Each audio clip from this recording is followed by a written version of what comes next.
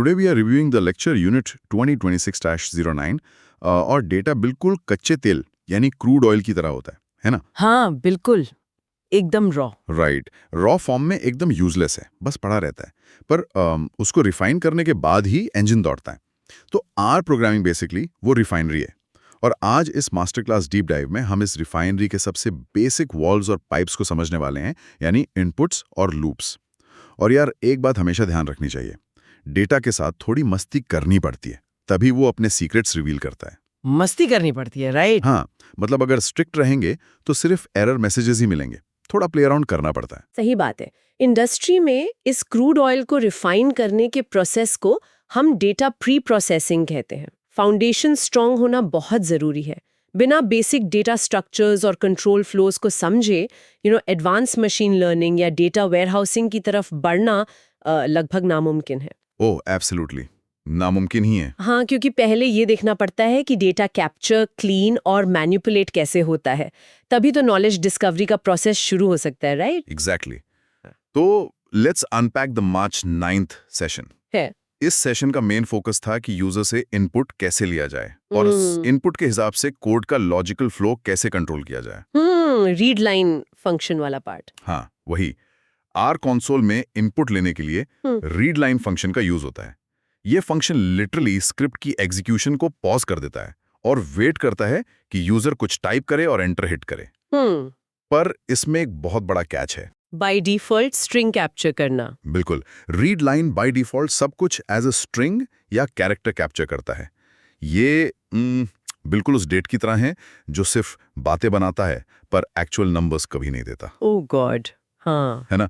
इसको थोड़ा और मैकेनिकली देखें तो कंप्यूटर के लिए टेक्स्ट वाला 4 एक ड्राइंग या शेप की तरह है, जैसे एक एप्पल की फोटोग्राफ होती है। राइट, फोटोग्राफ को खा थोड़ी सकते हैं। एग्जैक्टली। उसी तरह कंप्यूटर एक टेक्स्ट सिंबल पर मैथ ऑपरेशन परफॉर्म नहीं कर सकता। सही एग्जाम्पल है। देखो, अरिथमेटिक लॉजिक यूनिट यानी ALU को कैलकुलेशंस के लिए प्योर बाइनरी नंबर्स चाहिए होते हैं, ASCII टेक्स्ट कैरेक्टर्स नहीं। अगर किसी स्ट्रिंग जैसे डबल कोट्स में 4 लिखकर उस पे मैथमेटिकल ऑपरेशंस करने की कोशिश की जाए तो प्रोग्राम तुरंत एरर थ्रो करेगा। फट जाएगा कोड वहीं पे। हाँ, तुरंत क्रैश होगा। यहीं पर डेटा कन्वर्जन और कोर्जन का कॉन्सेप्ट आता है। कैलकुलेशंस करने के लिए उस स्ट्रिंग को एक्सप्लिसिटली न्यूमेरिक फॉर्मेट में कन्वर्ट करना पड़ता है। आर में इसके लिए as.integer या as.numeric जैसे फंक्शंस यूज होते हैं। अच्छा, तो जब 4 को इन फंक्शन से पास करते हैं तब क्या होता है बैकएंड पे? तो जब 4 को as.integer के थ्रू पास किया जाता है तो R उसको 4L की तरह स्टोर करता है, जहां वो L एक्सप्लिसिटली इंटीजर टाइप को डिनोट करता है। ये एसेंशियली उस फोटोग्राफ को एक्चुअल यूजेबल मैथमेटिकल वैल्यू में ट्रांसलेट करने का प्रोसेस है। Make sense. पर यार रियल प्रॉब्लम तब आती है जब यूजर इंस्ट्रक्शंस फॉलो नहीं करता। सोचो एक प्रॉम्प्ट लिखा है कि एंटर अ नंबर और यूजर ने नंबर्स की जगह 1Q या अपना नाम IIT पटना टाइप कर दिया। ओ हाँ, ये तो रोज का है। राइट। अब एज न्यूमेरिक बेचारा एक टेक्स्ट को नंबर में कैसे कन्वर्ट करेगा? वो वहीं हार मान लेता है और NA यानी नॉट अवेलेबल इंट्रोड्यूस कर देता है। डेटा पाइपलाइंस में ये NA एक बहुत बड़ा सिरदर्द बन जाता है। एकदम सिरदर्द है। ये रियल वर्ल्ड मेसी डेटा का परफेक्ट एग्जाम्पल है।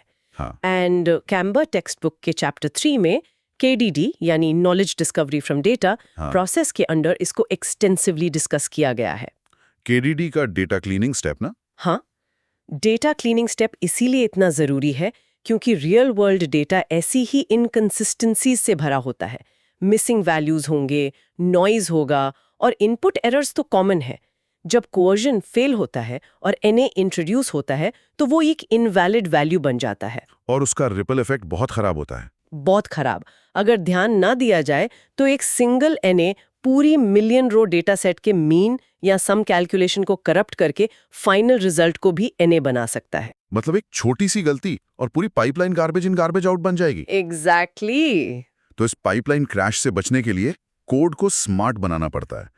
इसके लिए लेक्चर में हमें is.NA फंक्शन सिखाया गया। ये फंक्शन चेक करता है कि क्या वैल्यू NA है, अगर है तो ट्रू रिटर्न करेगा। राइट। लेकिन आगे की कैलकुलेशन के लिए तो वैलिड नंबर्स चाहिए होते हैं, तो यहाँ लॉजिकल ऑपरेटर्स का यूज होता है स्पेसिफिकली एक्सक्लेमेटरी मार्क का, जैसे is.na x।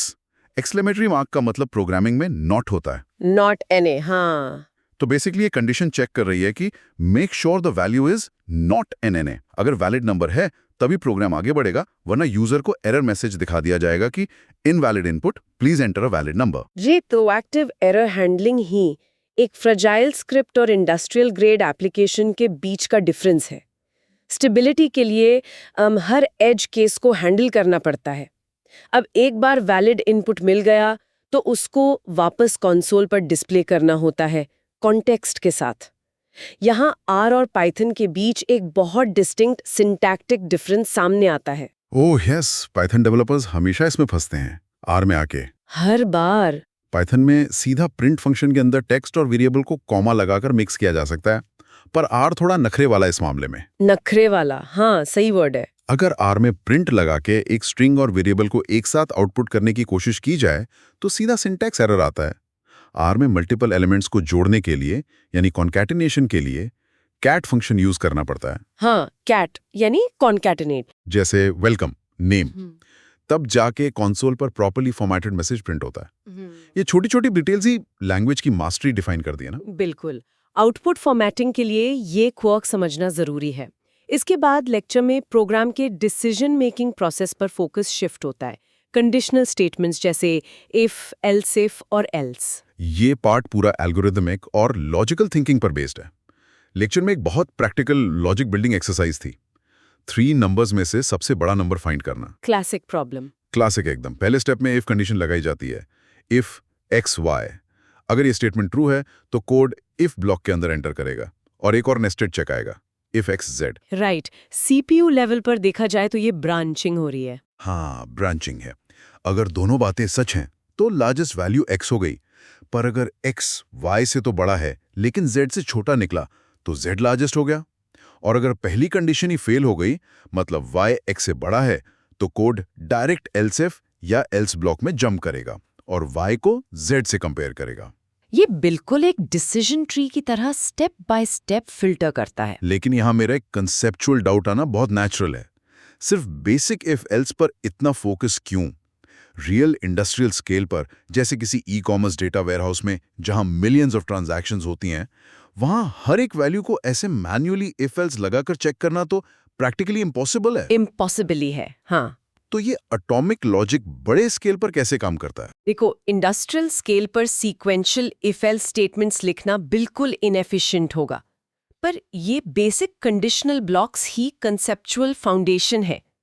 आर प्रोग्रामिंग में ये अंडरलाइंग लॉजिक आगे चल के वेक्टराइज्ड ऑपरेशंस और कंडीशनल सबसेटिंग में ट्रांसफॉर्म हो जाता है। वेक्टराइज्ड ऑपरेशंस, राइट? हाँ, जब कॉम्प्लेक्स डेटा क्लीनिंग पाइपलाइंस बनती हैं, फॉर एग्जाम्पल किसी सेंसर अरे से आने वाली मिलियंस ऑफ नेगेटिव रीडिंग्स को मीन वैल्यू से रिप्लेस करना, तो पाइपलाइन यही एग्जैक्ट कंडीशनल लॉजिक एक एंटायर वेक्टर या कॉलम पर साइमल्टेनियसली अप्लाई करती है।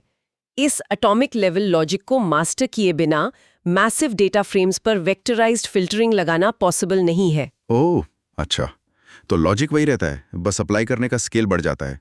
Moving on to the March 12 session, यहाँ वेक्टर्स और लूप्स के थ्रू डेटा को स्केल करने का कॉन्सेप्ट शुरू होता है। हाँ, अब मजा आएगा। अभी तक सिर्फ सिंगल वैल्यूज पर बात हो रही थी, पर रियल दुनिया में डेटा सेट्स बड़े होते हैं। आर में कंटिजियस मेमोरी ब्लॉक यानी एरे बनाने के लिए CO यानी कंबाइन फंक्शन का यूज होता है। एग्जाम्पल के लिए 10 स्टूडेंट्स के मार्क्स स्टोर करने हैं, तो कोड लिखा जाएगा marks equal to C of 85, 60, 44, 49, 50 और आगे। राइट, सब कंबाइन हो गए। अब इन सबको एक एक करके मैन्युअली चेक करने की जगह फॉर लूप का यूज होता है। लूप हर स्कोर पर इटरेट करेगा और चेक करेगा कि मार्क्स 50 या उससे ज्यादा हैं तो पास, वरना फेल। ये इटरेटिव प्रोसेस डेटा मैनिपुलेशन का कोर इंजन है। और वेक्टर्स के कॉम्बिनेशन से ही डेटा साइंस का सबसे इंपॉर्टेंट स्ट्रक्चर बनता है, डेटा फ्रेम। जब एक वेक्टर स्कोर्स का हो और दूसरा वेक्टर रिजल्ट्स का हो, तो उन्हें data dot frame scores result function use करके कंबाइन किया जा सकता है। जो दिखने में कैसा होता है? विजुअली और कॉन्सेप्चुअली ये एक एक्सेल टेबल या रिलेशनल डेटाबेस स्कीमा जैसा लगता है, जिसमें कॉलम्स एट्रीब्यूट्स को रिप्रेजेंट करते हैं और रोज इंडिविजुअल ऑब्जर्वेशंस को। ये टैब्यूलर रासा फॉर्मेट डेटा वेयरहाउसिंग का सबसे फंडामेंटल बिल्डिंग ब्लॉक है। बिल्कुल, और डेटा वर्कफ्लोज को ऑटोमेट करने के लिए लूप्स का कॉन्सेप्ट और जाता है। फॉर लूप के बाद लेक्चर में व्हाइल लूप को एक्सप्लोर किया गया। व्हाइल लूप थोड़ा चीकीली काम करता है। ये तब तक चलता रहता है जब तक उसकी प्यास जब तक उसकी कंडीशन सेटिस्फाई ना हो जाए, बिना रुके। हाँ, बिना रुके। एकदम इन्फिनिट प्लेजर की तरह, जिसमें अगर सही टाइम पर ब्रेक ना लगाया जाए तो पूरा सिस्टम हैंग हो सकता है और मेमोरी क्रैश हो सकती है यार। इन्फिनिट लूप एक बहुत रियल डेंजर है मेमोरी ओवरलोड का। इवेंट बेस्ड ट्रिगर्स को हैंडल करना आसान नहीं होता प्रोग्रामर्स के लिए। लेक्चर में इसके 2 बहुत रिलेटेबल रियल वर्ल्ड एग्जांपल्स दिए गए थे। पहला, एक लूप जो लगातार नंबर्स ऐड करता रहता है जब तक यूजर जानबूझकर कोई नेगेटिव नंबर ना डाल दे। राइट, नेगेटिव डालती ब्रेक हो जाएगा। हाँ, यहाँ वही इज नॉना वाला चेक भी पाइपलाइन में लगाना पड़ता है ताकि कोई टेक्स्ट डालने पर लूप एरर की वजह से ब्रेक ना हो जाए। और दूसरा एग्जाम्पल था सिक्योरिटी गेट या सीक्रेट पासवर्ड का। ए प्रॉम्प्ट लगातार पूछेगा एंटर सीक्रेट फ्रेज, और जब तक स्ट्रिक्टली DSBD रॉक्स टाइप नहीं किया जाता, कंसोल पर एक्सेस डिनाइड प्रिंट होता रहेगा। जैसे ही सही पासवर्ड मिला, कंडीशन फॉल्स हो जाएगी और एक्सेस ग्रांटेड आएगा। एग्जैक्टली। पर एनालिटिकल पर्सपेक्टिव से क्या डिफरेंस है इन दोनों लूप्स में? एनालिटिकल पर्सपेक्टिव से ये समझना जरूरी है कि कौन सा लूप कब यूज करना है। फॉर लूप तब यूज होता है जब आइटरेशंस का नंबर पहले से पता हो, जैसे स्ट्रिक्टली 10 स्टूडेंट्स के मार्क्स चेक करने हैं। लेकिन व्हाइल लूप तब यूज होता है जब आइटरेशंस कंप्लीटली अननोन हो, जैसे स्ट्रीम्स वगैरह में। हाँ, इसको हान एंड कैम्बर टेक्स्ट बुक के चैप्टर 13 से कनेक्ट किया जा सकता है, जहां डेटा स्ट्रीम्स और ट्रांजैक्शनल अनोमलीज की माइनिंग डिस्कस की गई है। उन सिनेरियोज में एल्गोरिदम्स बैकग्राउंड में कंटिन्यूअसली रन करते हैं, इनकमिंग सेंसर स्ट्रीम्स या क्रेडिट कार्ड ट्रांजैक्शंस को मॉनिटर करते हुए। अच्छा, तो वो इन्फिनिट चलते रहते हैं बैकग्राउंड में? वो एसेंशियली एक एडवांस्ड व्हाइल लूप की तरह ऑपरेट करते हैं, जो तब तक डेटा इंजेस्ट करता रहता है जब तक कोई स्पेसिफिक फ्रॉड इवेंट या अनोमली ट्रिगर ना हो जाए। क्या बात है, रियल वर्ल्ड कनेक्शन मिल गया। अब जब रियल इंडस्ट्रियल पाइपलाइंस और स्ट्रीम्स की बात हो ही रही है, तो हर चीज़ जीरो से स्क्रैच करने की ज़रूरत नहीं पड़ती। आर डेवलपर्स और कम्युनिटी ने बहुत सारे एक्सटर्नल पैकेजेस बनाए हैं। सेशन में यार लाइब्रेरी का एग्जाम्पल देखा गया। यार पैकेज, हाँ। पैकेज इंपोर्ट करने के लिए लाइब्रेरी आर कमांड यूज होती है, पर यहाँ एक टेक्निकल डिस्टिंक्शन है जो अक्सर बिगिनर्स मिस कर देते हैं। पैकेज को इंटरनेट से install.packages कमांड के जरिए हार्ड ड्राइव पर सिर्फ एक बार इंस्टॉल करना होता है, पर उसको एक्टिव मेमोरी में लोड हर नए सेशन में लाइब्रेरी आर कमांड से करना पड़ता है। ये डिस्टिंक्शन बहुत क्रिटिकल है। ये अप्रोच स्ट्रिक्ट मेमोरी मैनेजमेंट के लिए डिजाइन की गई है। अगर सिस्टम बूट होते ही हजारों पैकेजेस रैम में लोड हो जाए तो डेटा प्रोसेसिंग के लिए मेमोरी बचेगी ही नहीं ना। एफिशिएंसी इज की। सही बात है। अब इस पैकेज के अंदर एक बिल्ट इन डेटा सेट है जिसका नाम है पायरेट्स। लेक्चर में इस डेटा सेट को यूज करके डिस्क्रिप्टिव स्टैटिस्टिक्स परफॉर्म किए गए, जो किसी भी एक्सप्लोरेटरी डेटा एनालिसिस का पहला कदम होता है। उसका कोड क्या था? एग्रीगेट वाला ना? हाँ, कोड था aggregate age tilde sex data is equal to pirates FUN is equal to mean. ये सिंगल लाइन ऑफ कोड बहुत पावरफुल है। ये पूरे डेटा सेट को लेता है और जेंडर के हिसाब से मेल, फीमेल और अदर्स एवरेज एज कैलकुलेट कर देता है। मतलब लिटरली एक लाइन के कोड ने प्योर केओटिक रॉ डेटा को समराइज कर दिया। इस सिंटैक्स में जो टिल्ड सिंबल है ना, वो कर्वी वाला टिल्ड, वो डिपेंडेंट ऑन या ग्रुप्ड बाय का रिलेशन एस्टैब्लिश करता है। एज को सेक्स के बेसिस पर ग्रुप किया जा रहा है और फिर उनका मीन निकाला जा रहा है। बिजनेस इंटेलिजेंस में ऐसे ही तो कस्टमर परचेजिंग हैबिट्स और डेमोग्राफिक डेटा को समराइज किया जाता है ताकि एग्जीक्यूटिव समझ सकें कि ट्रेंड क्या चल रहा है। यही तो बिजनेस इंटेलिजेंस का मेन ऑब्जेक्टिव है यार। अगर Han and Kamber's text book के चैप्टर 4 को रेफर करें तो ये एग्रीगेट ऑपरेशन डायरेक्टली OLAP यानी ऑनलाइन एनालिटिकल प्रोसेसिंग और डेटा क्यूब्स के कॉन्सेप्ट से लिंक होता है। जब एग्रीगेट फंक्शन से mean age by gender find किया जाता है तो इसेंशियली एक OLAP roll up operation perform हो रहा होता है। Roll up. इस OLAP रोल अप मैकेनिज्म को थोड़ा और डीपली समझते हैं। ये काम कैसे करता है? इसको गूगल मैप्स के जूम फीचर की तरह विजुअलाइज किया जा सकता है। अच्छा, कैसे? जब मैप बिल्कुल जूम इन होता है तो इंडिविजुअल स्ट्रीट एड्रेसेस दिखते हैं। ये रॉ ट्रांजैक्शनल डेटा है, जैसे एक इंडिविजुअल पायरेट की एज। पर जब मैप को जूम आउट किया जाता है तो स्ट्रीट्स गायब हो जाती हैं और सिर्फ सिटी वाइड या स्टेट वाइड ट्रैफिक लेवल्स दिखते हैं। Oh wow, that makes so much sense. है ना? एग्रीगेट फंक्शन यही जूम आउट या रोल अप करता है। वो रो लेवल हाईली डिटेल्ड डेटा को समराइज करके एक हायर लेवल ऑफ एब्स्ट्रैक्शन पर ले जाता है। इस तरह के डेटा क्यूब्स और एग्रीगेशन टेक्निक से बिजनेस एनालिस्ट डायमेंशंस के थ्रू ड्रिल डाउन या रोल अप करके तुरंत एक्शनेबल इंसाइट्स एक्सट्रैक्ट कर सकते हैं, बिना इंडिविजुअल रोज पढ़े। तो एसेंशियली आर प्रोग्रामिंग सिर्फ कोड टाइप करना नहीं है, ये मेसी क्रूड डेटा को इस तरह रिफाइन और स्ट्रक्चर करना है कि पैटर्न्स दिखने लगें और डिसीजंस लिए जा सकें। जी। आज का डिस्कशन एक ऐसी मास्टर क्लास थी जहां बेसिक कंसोल इनपुट से लेकर ओलैप डेटा वेयरहाउसिंग के एडवांस कॉन्सेप्ट्स तक सब कुछ नेचुरली फ्लो हुआ। एब्सोल्युटली। डेटा पाइपलाइंस में हर स्टेप एक दूसरे पर डायरेक्टली बिल्ड होता है। बेसिक रूल से ही कॉम्प्लेक्स स्ट्रक्चर्स आकार लेते हैं। Time for a quick recap of the heavy technical artillery discussed across these sessions. शुरुआत हुई रीड लाइन से रॉ स्ट्रिंग कैप्चर करने के साथ। फिर डेटा कोहर्जन का फंडामेंटल रूल समझाया गया एज डॉट न्यूमेरिक के थ्रू। पाइपलाइन को क्रैश से बचाने के लिए मेसी डेटा हैंडलिंग देखी is.na और लॉजिकल नॉट ऑपरेटर यानी एक्सक्लेमेशन मार्क से। और फॉर्मेटिंग के लिए कैट फंक्शन था। हाँ, कैट फंक्शन। फिर कॉन्टिग्युअस अरेज बनाने के लिए सी और रिलेशनल स्कीमा सेट करने के लिए डेटा डॉट फ्रेम डिस्कस किया गया। लॉजिकल कंट्रोल फ्लो में फॉर लूप्स और इन्फिनिट वाइल लूप्स के मैकेनिक्स समझे, एक्सटर्नल टूल्स लोड करने के लिए लाइब्रेरी कमांड देखी और फाइनली एग्रीगेट फंक्शन को केडीडी प्रोसेस और ओएलएपी रोलअप ऑपरेशन से लिंक किया गया। ये सारे टेक्निकल कॉन्सेप्ट्स किसी भी डेटा प्रोफेशनल के टूलकिट का मेन हिस्सा होनी चाहिए। अब एक प्रैक्टिकल रिकमेंडेशन उन सभी के लिए जो इन कॉन्सेप्ट्स को मास्टर करना चाहते हैं। क्या लेक्चर का ओरिजिनल वीडियो देखना चाहिए जिसमें प्रैक्टिकल्स हैं? एब्सोल्युटली। प्रोग्रामिंग प्योरली एक प्रैक्टिकल डिसिप्लिन है यार। कंसोल पर आर स्टूडियो का लाइव एग्जीक्यूशन, कोड का चलना, एरर्स का रियल टाइम में आना, ये सब जब तक आंखों से ना देखा जाए तब तक सिंटैक्स दिमाग में बैठता नहीं। हाँ, विजुअल इंट्यूशन जरूरी है। स्पेसिफिकली ब्रैकेट मैचिंग का कॉन्सेप्ट। जब एनवायरनमेंट में कर्ली ब्रेसेस ऑटोमेटिकली क्लोज होते हैं और ब्लॉक ऑफ कोड हाईलाइट होता है, तो लॉजिकल फ्लो का विजुअल इंट्यूशन डेवलप होता है। थ्योरी फाउंडेशन बनाती है, पर कीबोर्ड पर हाथ चलने से ही मसल मेमोरी बनती है। इसलिए प्रैक्टिकल डेमोन्स्ट्रेशन देखना बहुत बेनिफिशियल है। इंट्यूशन बिल्ड करने के लिए लाइव एग्जीक्यूशन देखने से बेहतर कुछ नहीं है, सच में। इस डीप डाइव को एंड करने से पहले एक ब्रॉड थॉट प्रोसेस पर सोचना जरूरी है। क्या है वो?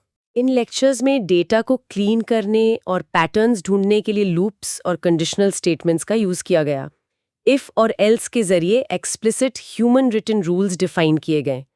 पर एक ऐसे सिनेरियो की कल्पना कीजिए जहां डेटा सेट इतना मैसिव हो और वेरिएबल्स इतने कॉम्प्लेक्स और इंटरलिंक्ड हो कि मैन्युअली रूल्स लिखना ह्यूमनली पॉसिबल ही ना हो। ओह, जब वेरिएबल्स हजारों में हो। एग्जैक्टली। जब इफ एल्स स्केल होना बंद हो जाए तब क्या होता है? वहीं पर अनसुपरवाइज्ड मशीन लर्निंग, क्लस्टरिंग और डीप आउटलायर डिटेक्शन का रेल्म शुरू होता है। एक ऐसी दुनिया जहां एल्गोरिदम्स डेटा को खुद एनालाइज करके अपने रूल्स खुद डिफाइन करते हैं और ऐसे हिडन स्ट्रक्चर्स ढूंढते हैं जो ह्यूमन माइंड कभी प्रिडिक्ट नहीं कर सकता। Mind blowing. इन ह्यूमन रिटन रूल्स से मशीन डिस्कवर्ड पैटर्न्स के ट्रांजिशन पे सोचिए और अगली मास्टर क्लास तक अपने लूप्स को फाइनाइट रखिए और डेटा को क्लीन।